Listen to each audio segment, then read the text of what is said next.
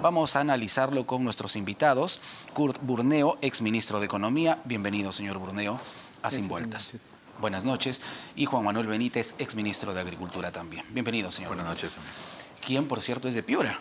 Así es. Hemos estado recorriendo Piura y nuestro compañero Mariano Calvera nos mencionaba que en Piura se reclaman puentes, a gritos. Se reclaman puentes desde hace años. Entonces, ¿por qué no se construyen puentes? ¿Por qué reconstrucción con cambios? Parece que estuvo de brazos cruzados. ¿Qué puede haber pasado? Bueno, lo que ha pasado es que hemos perdido la capacidad de planeamiento. Esa es una conclusión que yo puedo poner por delante, porque hacia los finales de los 90, que desaparece el INP, las razones no las voy a discutir, se pierde la capacidad de planeamiento del país. Ya no miramos a largo plazo. Todo depende de cada gobierno. Cada 5 años viene alguien con una receta nueva. Y además para corregir lo que hizo el anterior. Entonces estamos siempre mirando en corto plazo.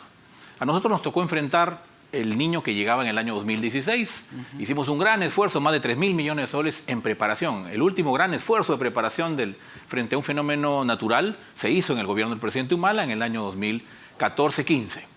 Pero después vino el siguiente gobierno y la cosa fue para abajo. Se redujeron los recursos en prevención y les tocó además a ellos enfrentar el niño del 2017. Gracias a Dios que habíamos dejado un país mucho mejor preparado y además con gran equipamiento que fue el que se vio. Los helicópteros, el buque, las carpas, etcétera. Todo eso se había comprado porque nos habíamos preparado para el año 2016. Se hizo en el 2017 y sirvió al país. Esa lección, que no son muchas las buenas, no se ha replicado. Porque no hay mirada de largo plazo. Y con esto voy a redondear la idea. Tenemos un país en riesgo porque somos uno de los países que está más afectados por el cambio climático. Estamos entre los 5 más afectados por el cambio climático. Claro. Entonces, esto va a ser recurrente. Cada vez los ciclos del Niño se van acortando. Tenemos más eventos que están tropicalizando la costa norte del país en particular, pero también tenemos efectos en el sur. Si no tenemos una mirada de largo plazo del uso del territorio, vamos a tener siempre estos problemas. Mucha población en quebradas que no deben estar, mucha infraestructura en riesgo que no protegemos y luego tenemos una capacidad de respuesta bastante mala, muy desordenada, porque no hay una autoridad que pueda conducir este proceso. Señor Burneo, ¿es solo cuestión de presupuesto? Porque reconstrucción con cambios nos hablaba de millones, de proyectos gobierno a gobierno. Sin embargo, uno se pregunta, ¿dónde están? ¿Dónde está tanta maravilla que nos prometieron? Aquí hay varios temas, ¿no? Quizás uno muy importante se refiere al tema de planeamiento, tema de planeación. Desafortunadamente, las políticas públicas no han sido sostenidas en el tiempo. Entonces hay administraciones que probablemente tuvieron un sesgo mayor en lo que es la planificación, en lo que es en la parte, digamos, de prevención. Y hay otras administraciones que no continuaron con el mismo proceso. Esa suerte de discontinuidad de las políticas públicas nos hace mucho daño. Lo estamos viendo ahora. Eso es por un tema. Y el otro también que creo que es importante es que con esto se pone a prueba la capacidad de gestión. Es decir, lo que se quisiera, por ejemplo, es que cuando hablamos de lo que es gestión pública, no solamente hay que pensar en los ministerios, que es el gobierno nacional, sino en los gobiernos subnacionales, le hace gobernaciones y alcaldías. Claro. El tema de por medio es que muchas veces gobernadores y alcaldes no tienen la preparación necesaria o simplemente, digamos, priorizan otro tipo de temas y no estos que son verdaderamente importantes y que cobran cuerpo en términos de su importancia cuando ocurren desgracias como la que estamos viendo. Entonces yo creo que un elemento de reflexión importante es que tiene que haber continuidad con las políticas públicas y esos son esfuerzos de planeamiento que se hace ex ante. Ahora, el tema yo lo pongo de la siguiente manera. Sí. Es como, por ejemplo, si el Perú como un país, pensemos, por ejemplo, que sea como un avión. Y ese avión y su tripulación, en principio, tienen claro el curso a seguir. Tienen un aeropuerto de inicio y un aeropuerto de destino. Entonces, cuando hay esfuerzos de planeamiento, cuando el avión tiene un curso, ¿no es cierto?, a seguir, poco importa que cambie la tripulación. Porque al final de cuentas el curso ya está determinado independientemente de quiénes estén en la tripulación. El avión va a seguir su curso más allá de quienes estén como pilotos. Pero esos esfuerzos definitivamente tienen que ser consensuados. Y para mí un problema particular, por ejemplo, es que, por definición, el Centro de Planeamiento Estratégico, por ejemplo, que es una suerte, debería dar una visión macro de todas estas cosas, esto está relegado, en principio el jefe de ese plan no tiene rango de ministro, no participa en los consejos de ministros Y por lo tanto, a veces si lo recibe un director general, el jefe de ese plan, es bastante. Y entonces ahí estamos hablando del ente de planeamiento. O sea, yo insisto en la necesidad de que haya continuidad en las políticas públicas. Desafortunadamente eso no pasa. Tan es así que muchas veces, por ejemplo, los ministros llegan, digamos, a un ministerio y no tienen una idea clara, digamos, de cuáles son las cosas, cuál es el derrotero que se debe de seguir. Y entonces cada uno actúa de acuerdo a su saber leer, entendimiento, y es ahí donde hablamos de las discontinuidades en las políticas públicas, ¿no? Claro, y usted ha tocado un punto muy importante, la responsabilidad de los gobiernos locales. Veíamos ahora una vivienda de 3 pisos de material noble que se vino abajo. Uno se pregunta, ¿cómo un alcalde ha podido permitir que se construya esa vivienda pegada al río, a menos de 2 metros de un río? Esa vivienda no se pudo construir de la noche a la mañana. No es que hoy la construyo y mañana amanece, no. Entonces, ahí hay indiferencia de las autoridades de Sidia o no sabemos qué. No solo indiferencia. Ellos les dan títulos de propiedad. Les ponen agua potable, les dan alcantarillado, les ponen luz eléctrica, consolidan la propiedad. Exacto. Es decir, ¿ya quién se va a mover así?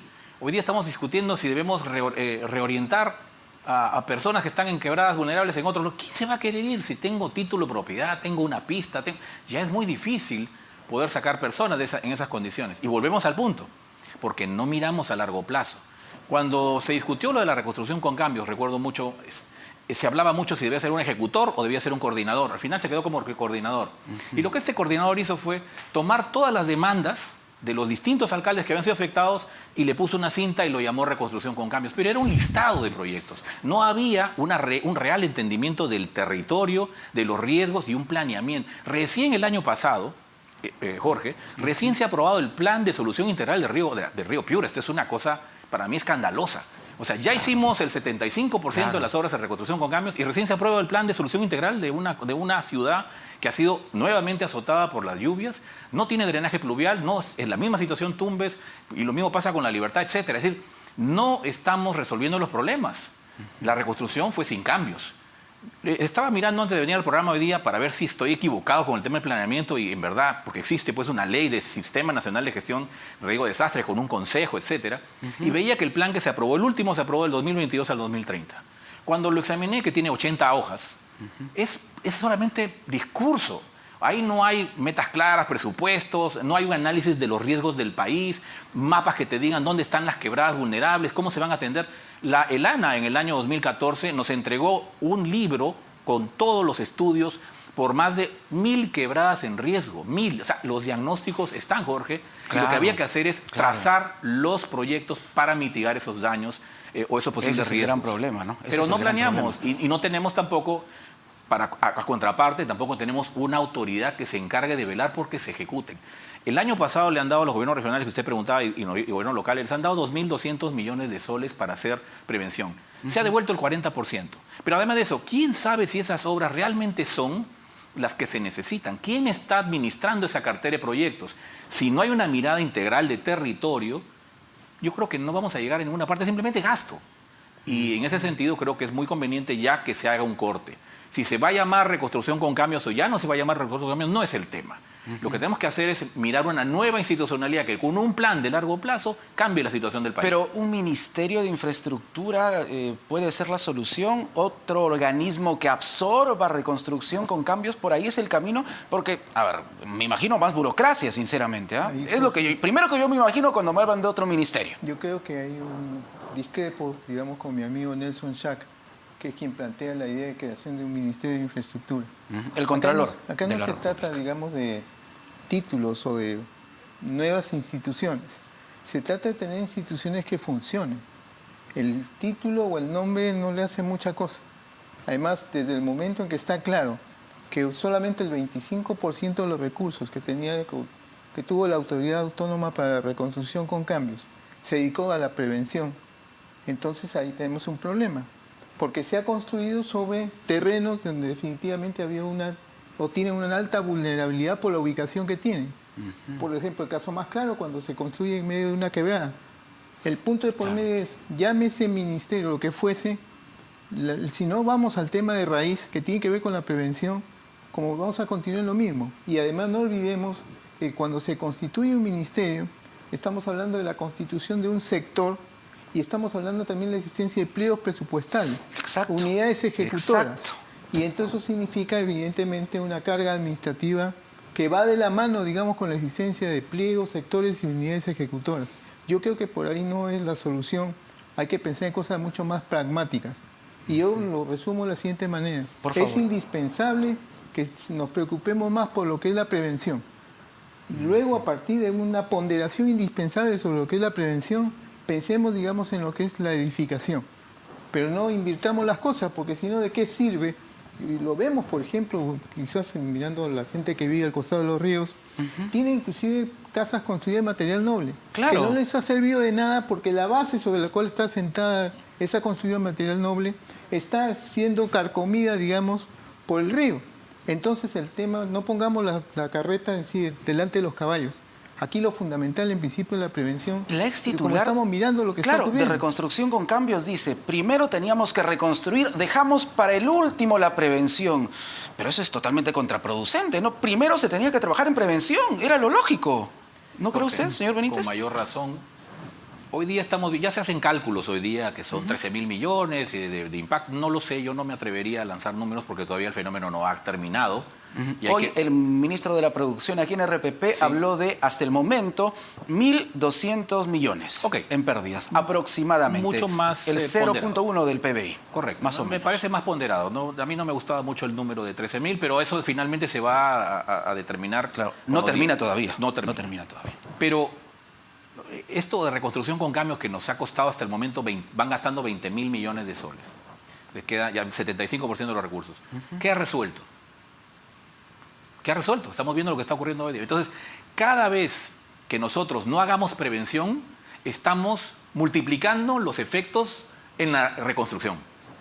Hay cálculos que se han hecho a nivel internacional que por cada sol en prevención tú ahorras 10 soles, Claro, 1 a 10. claro, Entonces, claro. lo que más conviene es hacer prevención para que justamente durante la emergencia tengamos menos emergencias y finalmente tengamos menos que reconstruir. Entonces, es un sentido lógico, pero no al revés, no vamos a empezar reconstruyendo y no hacer prevención. Entonces, ahí creo que hay una mirada equivocada del tema. Por eso vuelvo a decir, replanteemos el uso del territorio, miremos a largo plazo, hagamos un plan que no sea una bolsita de proyectos con una cinta, sino hagamos un verdadero plan que refleje el conocimiento del territorio. Y lo repito, hay gente que esto lo maneja muy bien y entonces una cartera de proyectos a 30 años se va haciendo por partes. Y lo que vamos a ir teniendo es un país más ordenado y un país más protegido. Entonces, yo creo que ese es el gran cambio que hay que hacer. Más allá de los nombres o instituciones, repensemos el país en términos de prevención. Claro que al político no le gusta la prevención mucho porque no da réditos, porque no tiene cartelito. Claro, con la prevención no se ganan votos. No hay votos con la botellita, prevención. ¿no? de Exactamente. inauguración. Pero hay que ser serios. Por supuesto. Este es un tema que cuesta vidas, que cuesta activos de las Sí, personas y del propio Estado, de infraestructura. Lo estamos viendo ahora. Lo acabo de escuchar. que viven las familias en las zonas afectadas por los huaicos es terrible realmente. Familias que lo han perdido todo, han visto sus casas arrasadas. La historia de este padre de familia que perdió a su hijo en el huaico, lo recuperó 40 minutos después, es dramática realmente. Ninguna película de Hollywood se compara a ese drama. Entonces, ¿qué se debe hacer en este momento, señor Burneo? ¿Cómo debe responder el Ejecutivo? Lo que pasa es que con la desgracia que está ocurriendo y que sigue sucediendo, porque es un proceso que no ha terminado, Así es. se pone a prueba lo que es la gestión pública.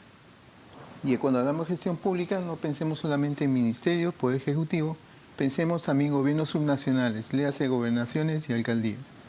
Para mí me llama la atención y de verdad que me hace pensar mucho cuando las apariciones de los gobernadores y alcaldes, cuando surge esta desgracia, es solamente los medios pidiendo apoyo, maquinaria, digamos, al Poder Ejecutivo. Entonces, la pregunta que yo me hacía es, ¿en qué agregan a la gestión pública estas personas? O sea, si el único tema es estirar la mano, ¿cuál es su aporte, digamos, ¿no es cierto?, en términos de la gestión al nivel donde están, a nivel de gobiernos subnacionales? Claro. Entonces, la respuesta es nula, porque uno podría pensar que a pesar de que de acuerdo a la norma, por ejemplo, todo lo que tiene que ver con los comités de defensa civil, son presididos en principio por los alcaldes en su nivel. La pregunta es, ¿qué aportan ellos para una mejor gestión del Estado a su nivel, digamos, respecto a lo que es el interés de los ciudadanos? Y el aporte es nulo. Entonces, aquí el tema es, finalmente el Poder Ejecutivo tiene que retomar muchas cosas, pero lo que nos queda como enseñanza o como lección es repensar en todo caso cuál es el valor efectivo en términos de agregación a la gestión que tienen alcaldes y gobernadores. Pareciera que ahora es absolutamente marginal. No se trata solamente de pedir apoyo de maquinaria o apoyo al Poder Ejecutivo. ¿Qué es lo que expresamente están haciendo ellos con los recursos que tienen, digamos, para poder afrontar la necesidad? La gente ha perdido todo y reclama ayuda. Y se supone que las autoridades más cercanas a las familias, piense, comienzo por los alcaldes. Los alcaldes, claro. Y muchas veces Los aparecieron. alcaldes. Es más, yo veía, por ejemplo, al alcalde de Piura, en medio de la desgracia, lo veía en medios en Lima, dando declaraciones. Cuando su gente, su comunidad, digamos, estaba con el agua, digamos, hasta la cintura. No me parece definitivamente un buen acto, o en todo caso no me parece una decisión muy acertada, porque eso también exacerba a las personas. En medio de la desgracia, uno piensa que sus autoridades deberían estar al pie buscando soluciones o aplicando con los pocos medios que puedan tener, pero junto a su gente, junto a su comunidad. Gente, con los ciudadanos que están sufriendo. Lamentablemente ese tipo de gestos complican mucho más, digamos, en términos de la aceptación de la gente respecto al papel que tienen los gobernadores y los alcaldes, que se ha visto eso demostrado con toda la crudeza, digamos, en estos días, desafortunadamente, ¿no? Sí, definitivamente. Señor Benítez, la respuesta del Ejecutivo, ¿le parece la adecuada hasta el momento? Hemos visto a la presidenta dirigirse a algunas regiones, lo mismo al premier Alberto Tarola, pero hay cuestionamientos también, se exige maquinaria, por ejemplo. Sí,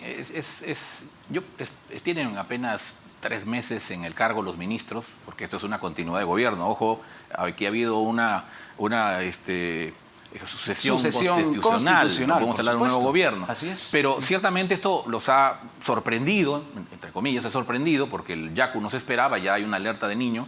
Pero bueno, lo que hay que hacer ahora es actuar en el lugar. Creo que ha hecho bien en poner un ministro en cada región. Yo pondría, en algunos casos, 2. Y lo que habría que hacer es tener claro la atención de la emergencia inmediata. Primero, las personas. Hay que tener los albergues necesarios porque esta gente va a sufrir mucho de falta de alimentos y de agua. Hay que tenerlos en buen recaudo. Y además hay que recuperar la transitabilidad. Le comentaba hace un momento a Kurt. Todavía no ha terminado el efecto y tenemos problemas con alimentos que no llegan a los mercados porque están interrumpidas las vías. Eso es preocupante. Sí, puede traer problemas incluso de precios en mercados y de desabastecimiento. Entonces, el limón, por ejemplo, ha subido de precio, en fin, entre otros productos. Así es. Entonces, yo creo que ahí hay que concentrarse, el tema de alimentos también. Y lo otro que hay que hacer, me parece que es importante también, es lo de la maquinaria. No podemos comprar maquinaria hoy y que mañana esté donde todos lo están pidiendo. Lo que hay que hacer es ya activar las partidas para poder alquilar la maquinaria. Maquinaria hay en todas partes del Perú. Hay que alquilar la maquinaria y ponerla a trabajar lo antes posible para poder recuperar la transitabilidad, como dije, y en todo caso también algunas zonas que hay que quitar el barro porque es terrible lo que está pasando en ciertos lugares.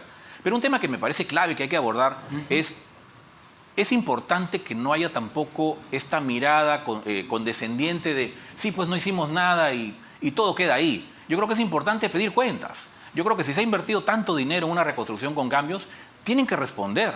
El presidente Vizcarra, yo lo recuerdo llegando a Piura, que es mi tierra, llegando a Piura a ofrecer que se iban a hacer las grandes obras, y hoy día no ha habido. Entonces, yo creo que es importante que explique por qué se tomaron ciertas decisiones, porque yo recuerdo cómo se hizo ese plan y qué está pasando hoy día. No podemos mirar para otro lado, igual que los alcaldes y gobernadores regionales que ya se fueron. Aquí es importante que también tengamos memoria. Hay que asumir responsabilidades, si quiere ser autoridades, y hay que asumirlas en las buenas y en las malas. No ahora simplemente mirar para otra parte y aquí no pasó nada. Porque si seguimos en esta seguidilla de errores, eso cuesta vidas. Claro, y vamos a repetir, ¿no? Un círculo vicioso, lamentablemente. Exacto, entonces tiene que haber un planeamiento, tiene que haber una autoridad y tiene que haber responsabilidad. Correcto. Finalmente, señor Purneo, usted ha sido ministro de Economía. ¿Cómo se debe manejar en este momento el presupuesto adecuadamente, ¿no? Para poder llegar a esas familias que lo han perdido todo realmente? Yo debo mencionar algo. Usualmente en los meses de enero, febrero y marzo, en la zona de sierra hay lluvias y no se puede avanzar mucho los proyectos de inversión por el tema del clima. Entonces, sabiendo que eso pasa siempre, lo que hicimos en el Ministerio de Economía en el segundo semestre del año pasado fue apenas tuvimos gobernadores y alcaldes electos, se les hicieron cursos de capacitación. En cuanto a lo que es, para el caso de la alta dirección, por ejemplo, conocer la relación que hay entre lo que es el gobierno subnacional y el Poder Ejecutivo, vía sobre todo el Ministerio de Economía y Finanzas. Y a nivel de mandos medios se hicieron cursos de manejo operativo del presupuesto. porque entendíamos perfectamente que las personas que iban a tomar la administración de gobiernos subnacionales no tenían mayor preparación en cuanto a lo que es gestión pública. Lidiar no solamente con el presupuesto, sino con todos los sistemas administrativos gubernamentales. Se hizo la capacitación justamente para poder dotarles de herramientas, de conocimiento para poder operar. El tema aquí de por medio es posible, a través de cambios con lo que son las partidas presupuestales, tener recursos para atender este tipo de emergencias. No es que tienen que esperar, digamos, un crédito suplementario. No, o sea, es posible, digamos, dentro de lo que es la ley de presupuesto, en esta situación de emergencia, hacer cambios de partidas. Y eso se puede hacer muy rápido. Pero otra vez ahí viene el tema de la preparación, o en todo caso de la aplicación en términos prácticos de la capacitación que se tuvo. No es verdad que el problema actual sea un problema de falta de recursos. El problema es falta de gestión, que es una cosa diferente. Podemos tener el presupuesto, por ejemplo, el presupuesto de apertura para este año son de 217.000 millones de soles. Entonces aquí el tema de por medio es, ¿hay un problema de falta de recursos? No, es un problema de falta de gestión. Para que nos quede claro, hay plata, pero no se sabe manejar bien, en pocas palabras. Plata hay. Eso nos lleva al tema de conocimiento de cómo se gestiona, cómo se hace gestión pública en general y gestión presupuestaria en particular. Existe la posibilidad, pero obviamente el hecho de que se hagan ese tipo de modificaciones, solicitudes de cambios en las partidas, hace pues que quien toma la decisión asuma riesgos, porque es uno quien firma, digamos, y después uno tiene que fundamentar en una acción de control por el lado de la Contraloría por qué se tomó tal decisión. Es decir, quien toma decisiones, quien es gestor público, asume responsabilidades. Y por qué no decirlo, asume riesgos también. Porque puede ser una acción de control después que le cuestione, por ejemplo, la decisión que se tuvo. Si uno ha procedido con probidad y de acuerdo a la norma, no hay nada que temer. Pero obviamente es una posición mucho más cómoda el no hacer nada, sino solamente estirar la mano, decirle al MEF, resuelven el problema, o decirle a los técnicos de Conecta MEF, que es un grupo itinerante técnico del Ministerio de Economía, que buscan resolver problemas a nivel descentralizado, decirles, arréglenme ustedes el problema. Yo los miro. Esa no es la forma. Pero vale la pena correr el riesgo, por lo menos en una circunstancia como esta. Si es funcionario público, tiene que asumirlo, es el que firma. Exacto. Efectivamente, iba a comentar algo. Cuando nos tocó preparar el país, tuvimos 4 meses. Gastamos cerca de 3.000 millones de soles. Tuvimos que crear un mecanismo para poder contratar de manera más rápida, y eso trae riesgos. Pero pusimos a la Contraloría a trabajar con nosotros de manera concurrente. Todos los lunes nos reuníamos 8 ministros de Estado en el COEN, con el Contralor ahí sentado con nosotros para dar cuenta de cómo se iba avanzando cada obra. Se han hecho 3.000 kilómetros de limpiezas de canales, drenes, ríos. Se han comprado maquinaria, se ha comprado los helicópteros, los aviones Spartan, los buques, el buque BAP Tacna, carpas, viviendas prefabricadas. Se han hecho una gran cantidad de cosas con mucho riesgo, pero había que tomar acción. Había una decisión del presidente de la República que incluso creó un grupo especial de ministros con un encargo por un decreto de urgencia que nos dio todas las capacidades y el poder para poder actuar. Ojo, Jorge, este año se anuncia un niño. Todavía no está confirmado, pero no esperemos a que lo confirmen. Este gobierno que le ha tocado este momento difícil, le va a tocar también preparar el país. Yo le aconsejo que tome la experiencia que tuvimos en el año 2015-2016 y actúe rápido, porque si no, esto se va a multiplicar por 4 o 5 veces lo que es hoy día terrible, ¿no? Terrible. Muchísimas gracias. Gracias a ambos por su aporte. Gracias. Kurt Burneo, exministro de Economía, Juan Manuel Benítez, exministro de Agricultura, han contestado a nuestras preguntas sin vuelta.